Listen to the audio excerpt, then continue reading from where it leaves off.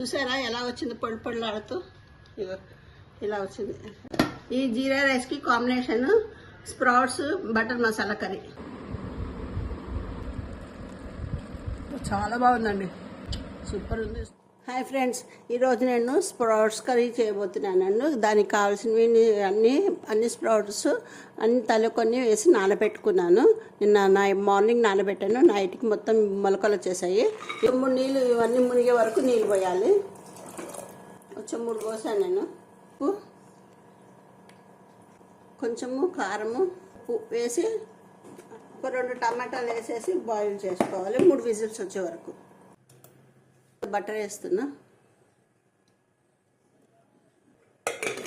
ఇప్పుడు ఇలా తాడేసి కట్టేసుకో. Cooker loose ఉందండి కొంచెము, అందుకే ఇలా తాడేసి కట్టేస్తున్నా నేను, ఆవిరి పక్కన చెల్లిపోకుండా. ఇది ఒక టెక్నిక్ అనమాట. కుక్కర్లో వాచర్లు లూజ్ అయినా చేసినా ఈ రకంగా చేసుకోవాలి. 3 విజిల్స్ రానిద్దాం. మంటని మీడియంలో పెట్టాను. స్ప్రౌట్స్ని ఈ రకంగా ఉడికించుకోవాలి. పక్కన పెట్టేసి మూకుడు పెట్టాను నేను. 2 టేబుల్ స్పూన్ అంత నూనె వేసాను. చిన్న టేబుల్ స్పూన్ అంతా బటర్ వేసాను. ఆవాలు వేస్తున్నా అండి, జీలకర్ర, 2 పచ్చిమిరపకాయలు, కొద్దిగా ఇంగువ, 3 ఆనియన్స్ నేను సన్నగా చాప్ చేసుకున్నా, ఇవి వేసేస్తున్నా. ఇప్పుడు అల్లం వెల్లుల్లిపాయ పేస్ట్ వేస్తున్నాను అండి, 1 టేబుల్ స్పూను. వీళ్ళ పైకి నూనె ఎంత తేలే వరకు వేయించుకోవాలి. నూనె ఎక్కువ ఏమి వేయలేదండి. ఇదంతా వేగిపోయిందండి. ఇప్పుడు ఇందులో మంట సిమ్లో పెట్టేసుకొని పసుపు, 1 టేబుల్ స్పూన్ కారం వేసాను, 1 స్పూన్ వచ్చి కాశ్మీర్ మిర్చి పౌడర్ వేసానండి, 1 స్పూన్ ధనియాల పౌడర్. ఇవన్నీ ఒకసారి బాగా కలుపుకోవాలండి. ఇది మాడిపోకుండా సిమ్లో పెట్టి వేయించుకుంటాం కదా, ఈ మసాలాని మాడిపోకుండా వేయించుకోవాలి. 1 స్పూన్ అంతా గరం మసాలా కూడా వేస్తున్నా. ఇప్పుడు ముందుగా ఉడికించుకున్నవి ఉన్నాయి స్ప్రౌట్స్, ఇవి వేసేయాలి ఇందులో. ఈ స్టేజ్లో ఉప్పు కారాలు అన్నీ సరిపోయలేదు ఒకసారి చూసుకోండి.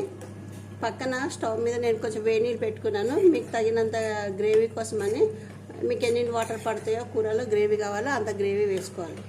ఒకసారి టేస్ట్ చూసుకోండి. ఇప్పుడు కొద్దిగా నీళ్ళు పోస్తాం. ఇందులో నీళ్ళు పోస్తాం. మూత పెట్టేసి ఒక 15 నిమిషాలు ఇలాగా సిమ్లో పెట్టి బాగా ఉడకనిద్దాం. పక్కన జీరా రైస్ చేసుకుందాం. ఈ పక్కన పెట్టేసి 1 స్పూన్ నెయ్యి వేసాను, 2 ముక్కలు మిర్చి వేస్తున్నా అండి, జీరా వేస్తున్నా. ఎక్కువ వేయించద్దండి, జస్ట్ కొద్దిగా స్మెల్ రావడం కోసము. ఆనియన్ వేస్తున్నా, అల్లం వెల్లుల్లిపాయ పేస్ట్ వేస్తున్నా 1 టేబుల్ స్పూన్, కొద్దిగా అంతా బిర్యానీ మసాలా పౌడర్ వేస్తున్నా కొంచెం అంతా. 3 గ్లాసులు నేను రైస్ నానబెట్టి పెట్టుకున్నానండి. ఇవి శుభ్రంగా ఇవి బియ్యం పోసేసేయాలి ఇందులో. మామూలు రైసే, ఇది బాస్మతి రైస్ ఏం కాదు. ఇప్పుడు మామూలు రైసే ఇట్లా పొడి పొడిగా ముద్ద కాకుండా పొడి పొడిగా ఎలా రావాలనేది మీకు చూపిస్తాను.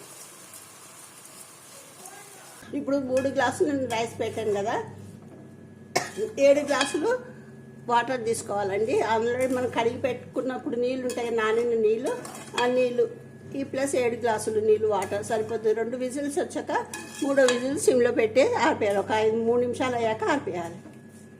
ఇప్పుడు రైస్ మగ్గిందండి.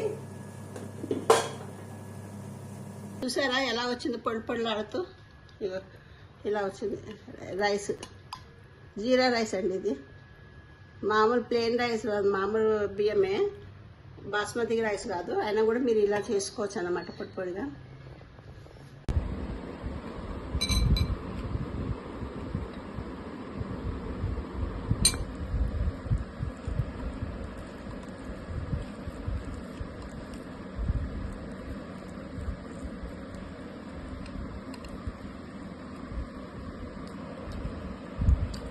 చాలా బాగుందండి, సూపర్ ఉంది. స్ప్రౌట్స్ మంచి హెల్తీ పర్పస్. కూరగాయలు ఏం చేయాలో అర్థం కానప్పుడు ఇలా రైస్ వేసుకుని కాంబినేషన్తో చేసుకుని తినండి, చాలా బాగుంటుంది. చాలా బాగుంటుంది. మీరు కూడా ఒకసారి తిని చూడండి. మీకు నచ్చితే ఎలా వచ్చిందో నాకు కమెంట్ రూపంలో తెలియజేయండి. లైక్ చేయండి, షేర్ చేయండి, సబ్స్క్రైబ్ చేయండి. మరిన్ని కొత్త వీడియోలతో మీ ముందుంటాను. Bye bye.